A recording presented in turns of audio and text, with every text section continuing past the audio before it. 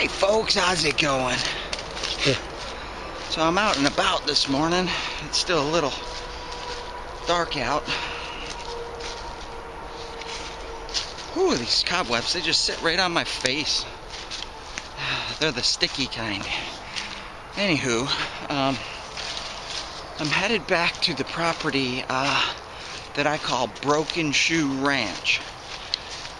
This spot is unique. I started thinking about it. You know, the first thing I dug was the privy. I was finding some nice old bottles, but nothing really past 1930. And it dawned on me. I was like, huh, that's an interesting date. Because in 1929, the Great Depression started. And it lasted to about 1939. During that 10-year period, whew, what a mess. So I wanted to get in here and see if I can find any evidence to suggest occupation of this place past 1939, which I haven't yet. If I don't, I suspect this is going to be one of those farms that just didn't make it during the Depression. So that's significant in itself. That shows the destruction of an economy that just collapsed. Yeah, so we'll get in there. I'm going to search a little bit different today. I'm going to throw it on relic mode and crank my threshold up and just listen for any little tone I can hear, because I've pretty much already cleared out most of the large debris, so that's good. And hey Paul, appreciate it. Thanks for the 10th Mountain Division shout out. Climb to glory. And you know, I served in the 10th Mountain Division, U.S. Army. That's one of my more memorable moments in the U.S. Army. I served in the Adams Cell, which is Air Defense Airspace Management in the 3rd Brigade, 10th Mountain Division, Fort Drum. Yeah, it was exciting times, but Army is much different than the Marines, as I found out when I deployed to Afghanistan with them. Every Marine has infantry training.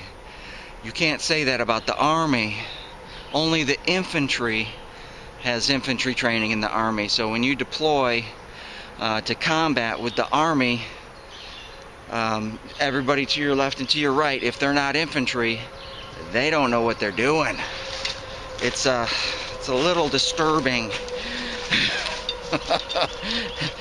And that's putting it lightly. So I was very glad that I went Marines first, and I had at least a great understanding of what I should be doing. So, but anywho, let's get in here. Let's have some fun. Let's find some relics. Now let's tell the story on this old place. Say, I love this spot. It's great. Out in the middle of the woods. Reminds me of my old hunts back when I used to be up in New York. Reminds me of New York a lot. The only thing you don't get here in North Carolina are the big stone deep foundations, the cellars and the root cellars and stuff, and you don't get the big stone walls and all that. These settlers that set up here, they set up on cornerstones and stuff. They didn't build root cellars. At least I haven't found a root cellar yet. I don't know how they kept their food cold. I guess I'll have to talk to a historian about that. It's interesting. Well, here we are. This is it. That's where I have learned the house sat, right there, and most likely a log cabin. And over here was a large barn, Also, most likely a log cabin. There are no nails. I mean, there's maybe a handful of nails in this place, at best. Log structures are kind of like that. They just didn't use nails in log structures. So, and that's how I could tell. Well, let's get in here and let's find some treasure. Let's throw it on relic mode. Let's do something. Let's get something. I want to venture down to, there's a creek down that way. All this land that the house and barn sits on right here is kind of like a saddle. It saddles off that way. And so it's rolling down to the creek bed, if you will. Cold Creek. Alright, let's do some searching. Look at this. That looks like a hand scraper to me. That's been worked. Look at that. It also has a little cutting edge on it right there. That's the scraper end. That's been chipped and worked. That's a little Native American artifact right there. Awesome. Just laying right here. Just laying right on the ground. First find. I guess I need to keep my eyes open better for those. Alright, let's see here. We're gonna search in relic mode, so I really hope that White's goes wireless with these MX Sports. They should have done that a long time ago. Wireless is not a brand new technology. Hopefully they do that soon. Alright, so we're gonna go relic mode today. We'll get it out of coin and jewelry. Go to program. Let's see. Relic mode. SAT 2. Iron Grunt 1. VCO on. Audio mod 1. Reject volume 50. 8 tones. Disc, we're going to keep it all the way down at 0. We're going to go all metal mode today. Threshold, we're going to 13. That's my lucky number. Alright, beautiful. I can hear that nice in my headset. Let's go. First target we got. Oh, that looks fancy. Look at that thing. I'm not overly confident on what I think this is. Let's see if I can bend it back. Oh, real gently. Yeah, probably shouldn't try to bend these things back. Look at that. See if I can get some light. Sun has barely come out. That has some age to it. Certainly does. It's nice. I thought at first maybe a suspender clip of some kind, but it's awful flimsy. So I'm not sure. Maybe a suspender clip cover. Sometimes they had those and they were decorative. But yeah, our very first find. Nice. Oh, that's an interesting looking relic. My first guess on something like that would be a ripper blade attachment. Now, back in 1929, 1930, which I believe this house site had ended, you know, they were still using the horse-drawn plow, horse and oxen and mule-drawn plows and stuff. So tractors were just coming out, and I don't know if this guy had a tractor or not.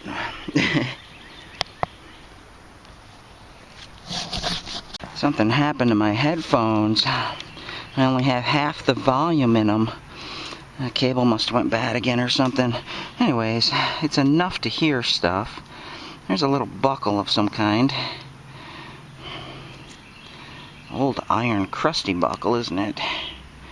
Yep. Moving on. Perhaps another piece to a stove, it looks like. The stove plate would have went right in there.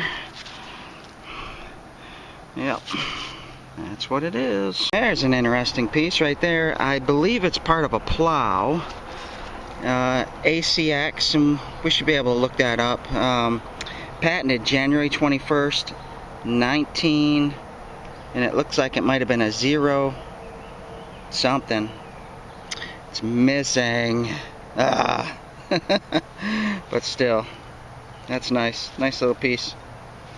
Anything with writing on it, it's nice. I found the tip to it in the same hole. And I don't see any writing on this piece, so it probably doesn't go to that end. Oh, yeah, maybe it does. Okay, it does. Awesome. Look at that.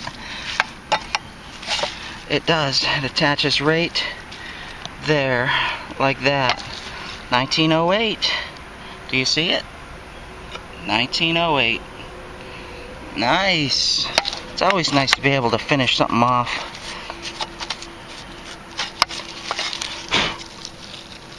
There we go. Beautiful. This plow piece is an ACX, patented January 21st, 1908. And we should be able to look that up.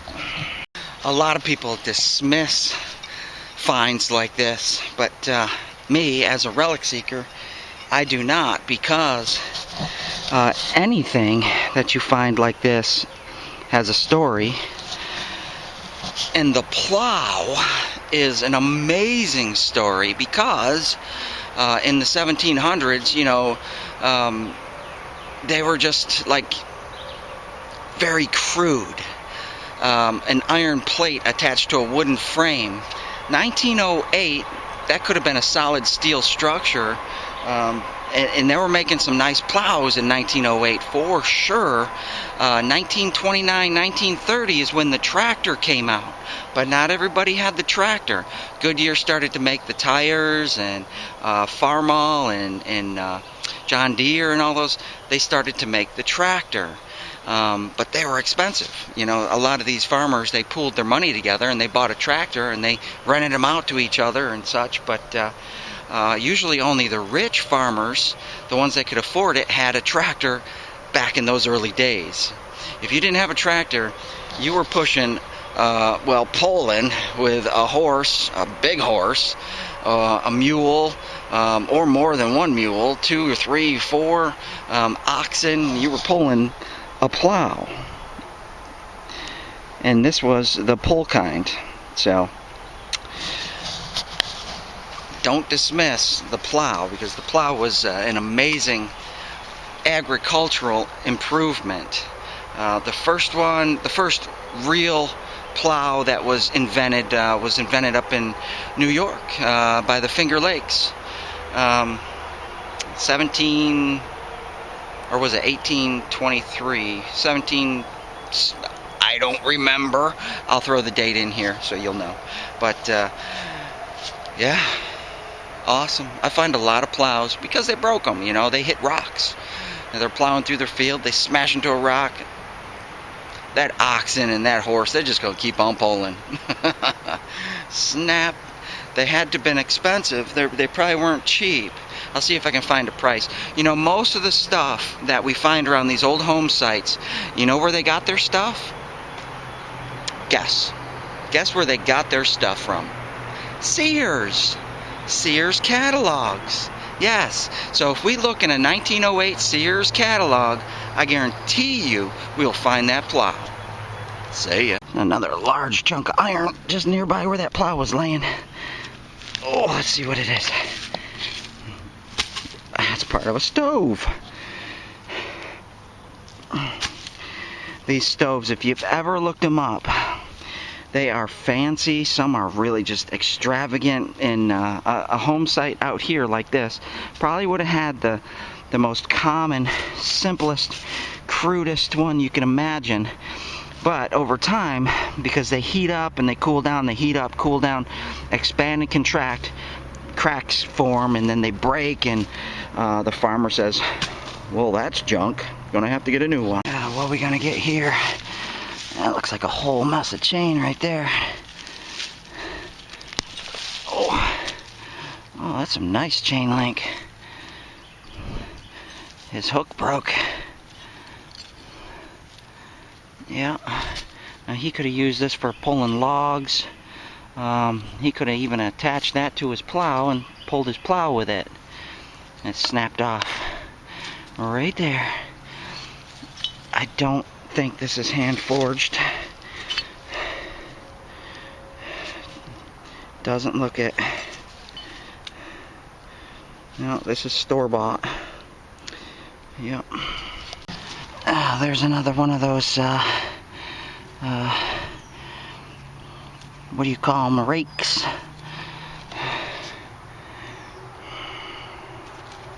Attachments. Old broken mule shoe. And another one. Well, here's something I haven't found in a long time. It's a corner piece to a piece of furniture.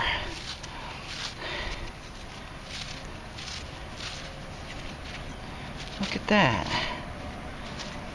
Just protects the end from getting dented and stuff.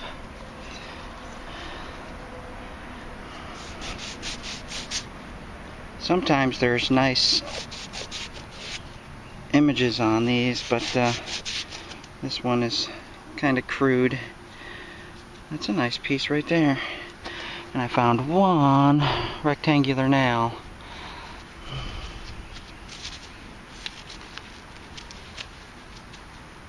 Nice shape. Yep. This may be a button. It is a button. That's interesting. There's a rectangular nail. There's a rectangular nail. There's a shard of glass.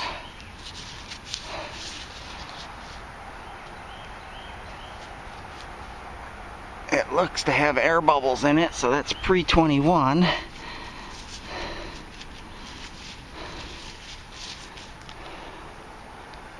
Yep. Nice. We got all kinds of wonderful stuff in here, don't we? But let's take a look at this button real quick. Let's see what that's all about. Shine that up. It looks like a little overall, coverall button. It does have an image. Let me clean it up. Well, because my eyes just aren't what they used to be, it does have something on it. It does have an image, but I cannot tell which way it would go or how it would go, and I cannot tell what it says. It almost looks like it has a date on it or something. I might have to get that home and clean it up a little bit better, and I'll take a shot of it and send it your way. Yep. We got some pottery out of this hole. Just a little bit. Can't tell much. And we got a nice big chunk of glass, probably mason.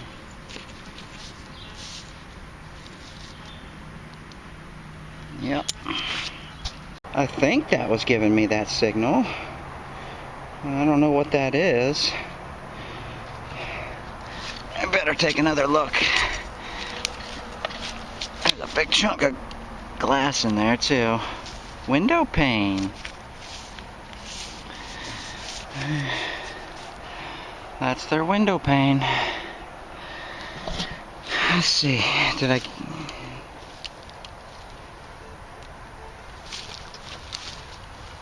Still something in there. Nails. I don't have any discrimination, so... Oh, that's it right there. That's probably it. Nope. Thought that was a chunk of iron. That would give me that signal.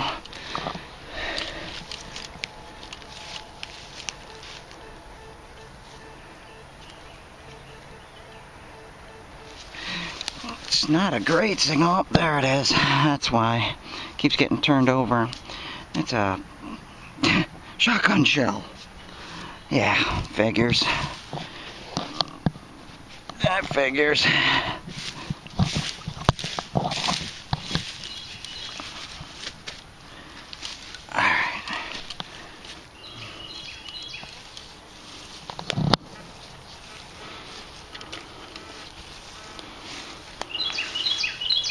Just going real slow. Listen for everything I missed.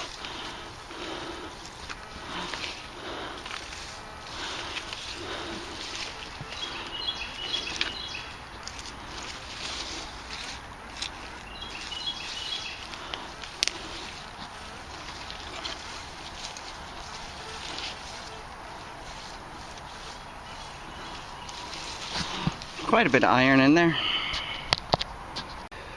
Do you remember that little toy gun that I found here the other time I hunted? I found a toy gun, Junior's gun, and I found Grandpa's gun, the 1861 Springfield. Well, I just found the other part to Junior's gun. Right there. And I know it looks like a blob of nothing, but that's what that is. Missing the handle. Yep. That's Junior's gun. Whew, it's getting warm out. It's supposed to be like 83 degrees today. No better place to be in the woods when it's that hot. Nice and cool. But still, you break a nice sweat. That looks like a stove piece. Yep. That is a stove piece. That's what you would actually cook on right there. They're removable, so you can clean them, clean off all that grease and spilt food and all that stuff. And you can actually stoke the fire underneath it through here. So, yeah, all right. Well, it finally gave away. I put that extra screw in there. Whites, they send you this brand new detector with one screw in it, and then it loosens up, so it's wobbly and wiggly and it breaks. But then, there it goes. It's very difficult to detect without a hand brace, an arm brace. There's an axe, but man, did they break it.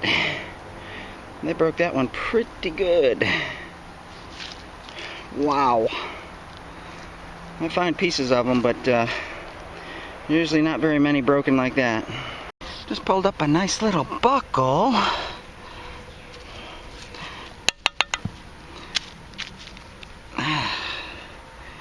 That might be, yeah, that's probably tack. The human kind are usually a little bit bigger. Well, actually, that might be human kind too. I don't know. Sometimes it's hard to tell. There we go. Nice little buckle. Brassy, with an iron tongue. And uniquely enough, one that's not broken, but almost. Almost broken. How many shotgun shells do you think I'm up to right now?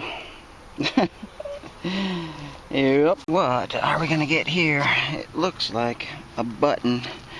Looks like a button. It is a button. It's our second button.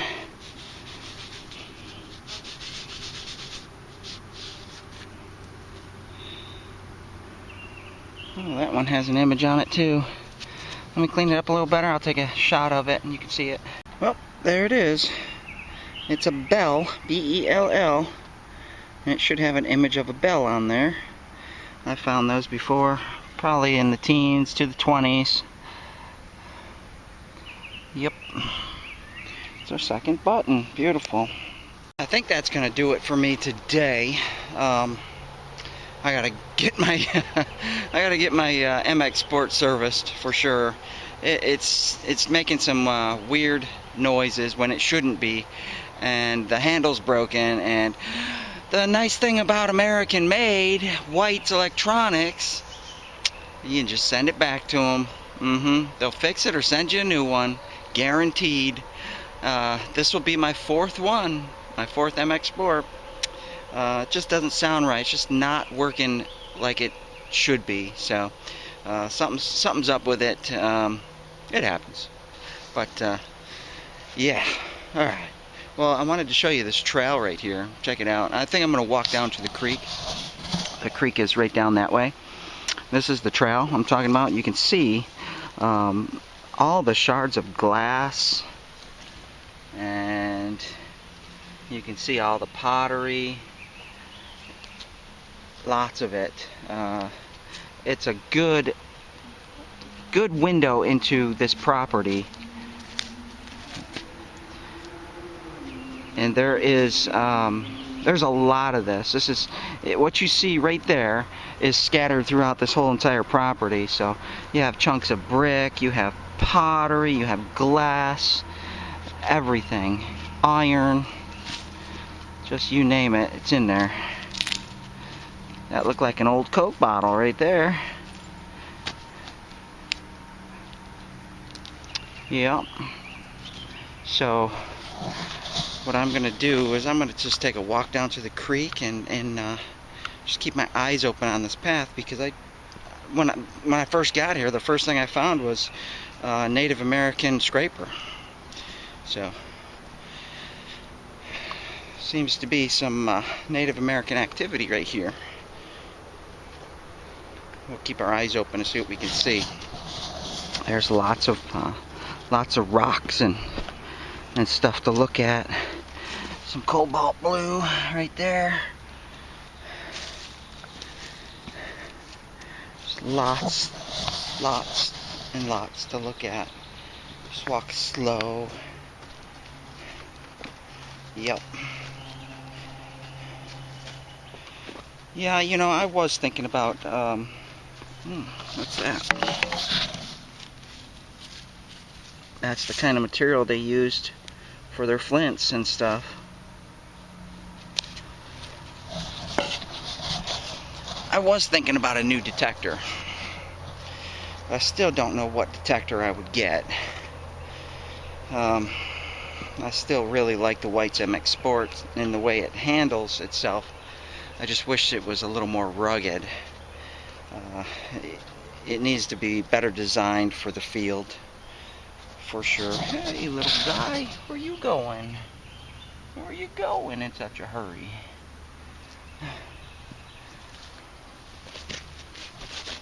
Some crockery right there, some glass. Alright, if I see anything interesting, I'll bring you back. I'm not sure if the old road would have came through here. It looks like a nice little ford. There's some large stone piled up. I wonder if the farmer did that. And I'm just looking for arrowheads and points and scrapers and all that stuff. This looks like a very active area.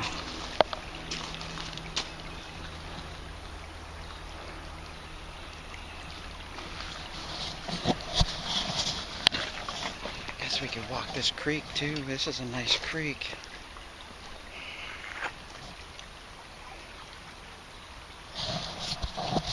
Yep, this is definitely a nice little spot.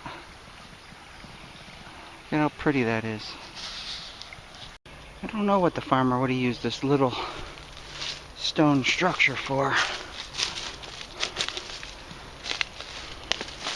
It's tiny. And it looks like he piled rocks, stacked them up. So those are stacked right there. I don't know, that might be an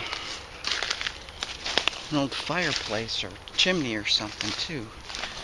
And look at all the stone out here. Just walking around the property a little bit, getting familiarized with it a little better. And look at all this. This is all stone. This is all stone he would have piled up in here.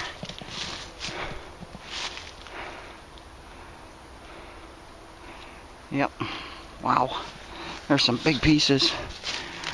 He would have farmed all that way back there. It's a saddle and it leans over. Let's venture through that way and see what we see. Find these old beech trees. It's a good idea to take a look around them and see if anybody carved their names in them or dates and stuff, because you know, that's what they're good for. Besides being an awesome tree. Nothing on that one. And we'll see if the farmer did anything else back here. We'll just walk his land, check it out. I kind of don't want to swing my detector anymore because the thing is about ready to break. then that's just going to make me really frustrated. But maybe I can find some deer antlers in here while we're walking, checking it out.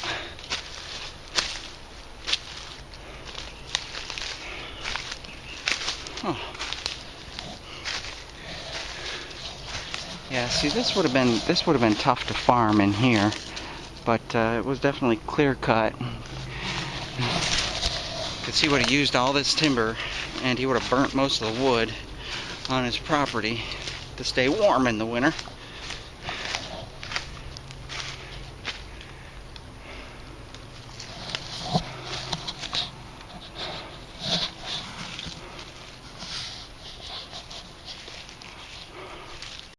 There's a small little shelter that somebody made right there. You see it? Probably somebody that's homeless built that and using it to stay in. Yeah, I'm not gonna venture over there. I don't mess with the homeless, you know, leave them alone.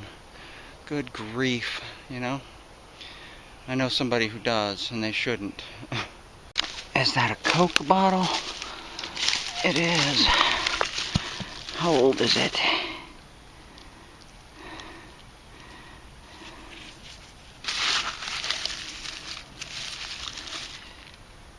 Well, 60s probably. Oh my goodness. Here is the farmer's old plow land. You can see it's nice and leveled off, and this is where he would have plowed. Matter of fact, there's a little road that cuts in right here. You can see there's a little road that cuts it right through here, like this, headed down that way.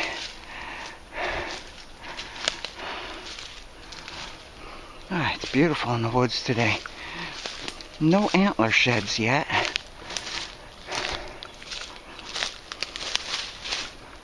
This looks like some logging roads too.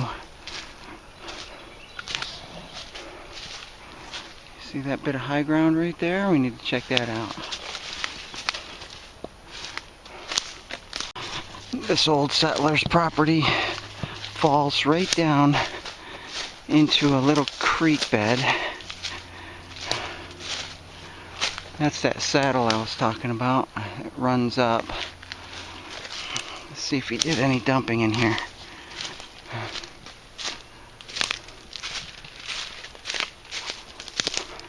Oh, this is a nice spot for deer and deer antlers. Where are they?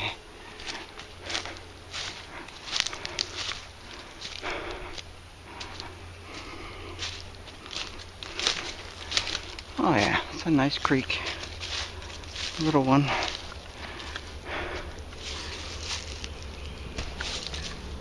Any arrowheads? Glass, bottles, bricks. Anything that'll tell you humans been there. I'm gonna walk this for a little bit and see what we find. There are fish in there. Swimming all over the place, see them? Huh. It's a nice little creek. Love to have this in my backyard. Haven't found any arrowheads or anything yet. Love to find an old stone axe. That'd be great. Wow, interesting. Looks like an old car door. Somehow traveled its way down here with a sign. Look how shot up that is. People using that for target practice. Wow. Awesome.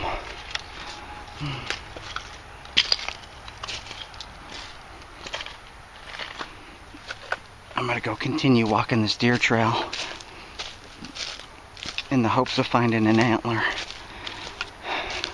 Deer are running along this trail right here. It's a pretty nice trail. Both ways. So in my downtime, I like to watch YouTube videos, of course, because they're awesome and fun. But I search for other metal detectorists and bottle hunters and stuff like that. See what they're doing, see what they're finding.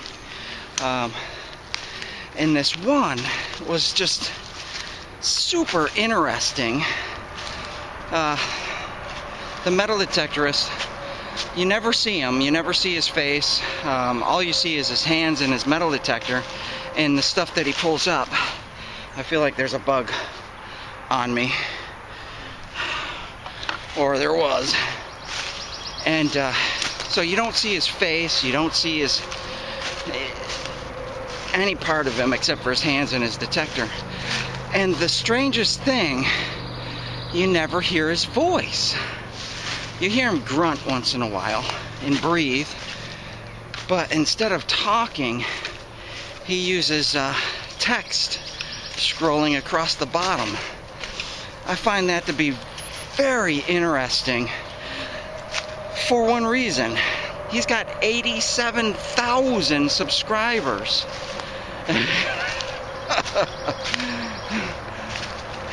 Wow.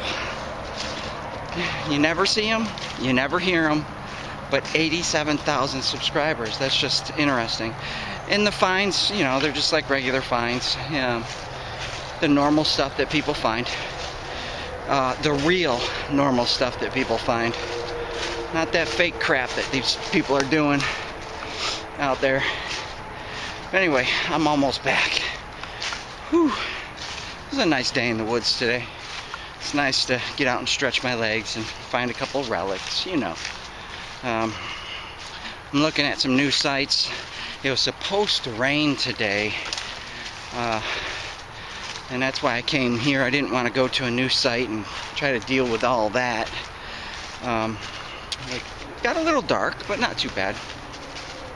But no rain so far, so that's good. So anyways, I got a couple new sites lined up. I hear a dog barking. Oh, I don't like running into dogs in the woods. I do not. No. I'd rather walk up to a human than a dog. I just don't like dogs like that. I like dogs at home, but not in the woods.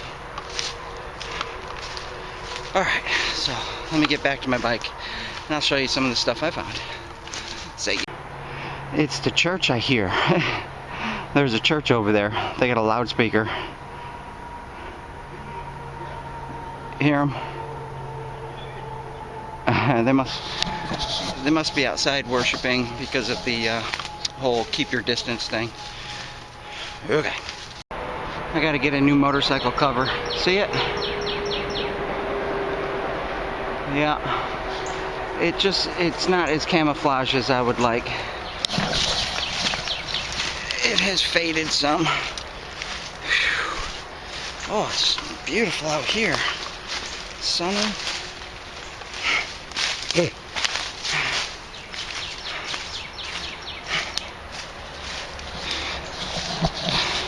And that's how I can tell nobody's messed with my bike, because the cover is exactly the way I left it. Unfortunately, these the cobwebs. Unfortunately, these KLR 650s, they're easy to push. They're pretty light. So, I mean, anybody could come and steal this thing, throw it in neutral and push it away. Starting it's going to be a problem. I usually have a lock that I bring with me, and I lock up the front wheel. But anyways, alright, let me get situated and I'll show you what I found. Well, summer's here. Whoo, it is warm. It felt so nice in the woods. I do things a little bit differently than most metal detectorists. My search pattern's a little bit different. I go metal detecting in the summer when it's hot out, when it's fully grown. I go bottle hunting in the winter. I do some metal detecting in the winter, but not a lot. Mostly in the summer, because I know most people aren't going to be hanging out in the woods and walking around. Plus, it's not hunting season, so I'm not going to run into hunters and all that stuff. Bottle hunting, usually don't have a problem with hunters and people out and about. So, but here's what I found. It's not much. Slim pickings at this spot at this point. Got a nice buckle there. Got just a crusty old iron buckle there. Nice little furniture piece. It's a corner piece. Yep. No telling on that piece. I don't know. That looks like, it definitely looks like a clip. A suspender clip. But it's very, very thin. So, but that's what that is. Suspender clip. 1, 2, 3, 4, 5, 6, 7 shotgun shells today. And we have that nice flint. It's kind of like flint, I guess. It's a scraper. They use that to scrape whatever. Bark, trees, hides. And we got a couple buttons. Let's see if I can get them out. There's one.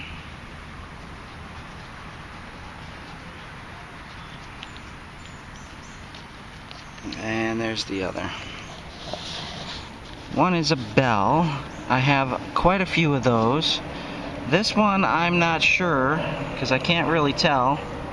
I'll have to clean it up. It says something on it, and there's some kind of design as well. I just can't tell at the moment. Clean it up and I'll let you know. That's it. That's all I got today. I'm going home. Look at the clouds. It was supposed to rain. It didn't. I guess that's why there was periods of no sun in the woods. It got pretty dark there for a little bit. Anyways, I got to get my detector out to White's in Oregon. And I'm not sure how long that's going to take. It's going to take a while, I'm sure. So I might be out of action for a little bit. If I can't fix that handle myself, I'm just going to send the whole thing off. But I'm going to take a whack at fixing that handle myself. If I can fix that handle, then, you know, I'll go out a few more times before I have to ship it off. But anyway, thanks for watching. Appreciate it. Thanks for subscribing. Thanks for your likes. Thanks for your comments. Appreciate it. Do not forget, get yourself a buddy. Get connected with people out there in your community, your county, your state, your town, stuff like that. Go to findadiggingBuddy.com and hook up with people. Go hunting. Yep. I'll be doing that soon. Thanks for watching. See you on the next hunt.